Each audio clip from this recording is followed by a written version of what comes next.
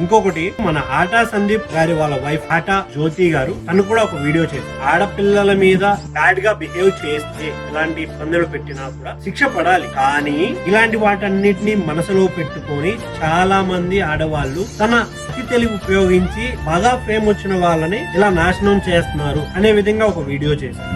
ఇందులో మళ్ళీ కొన్ని విషయాలు అయితే చాలా వినిపిస్తున్నాయి. ఏంటి, నియర్లీ 6-7 years నుంచి అబ్యూస్ కి గురవుతున్న ఆ ఎవరైతే కేసు పెట్టారో ఆ లేడీ ఎందుకు ఇన్ని రోజులు బయటికి రాదు? దీని వెనక ఎవరున్నారు? ఇప్పుడు ఎందుకు అంత ధైర్యం వచ్చింది? ఇదే ఎవరైతే కేసు పెట్టారో ఇదే ఉమెన్ చాలా చోట్ల చాలా సార్లు జానీ మాస్టర్ వల్లే నా గోల్ రీచ్ అవుతున్నాను, చాలా సినిమాలు కొరియోగ్రఫీ చేశాను, చాలా పెద్ద స్టార్ తో పనిచేశాను అనే మాట చాలా సందర్భాల్లో చాలా మీడియాస్ అదేంటి ఇప్పుడు ఎందుకు ఇలా బయటకు వచ్చి చెప్తుంది? వెయిట్ చేద్దాం, క్లియర్ ఎవరు తప్పు చేశారు, ఎవరిది తప్పు ఏంటి, ఎవరు వెనక ఎవరు ఉన్నారు అనేది క్లియర్ గా తెలిసే వరకు వెయిట్ చేద్దాం.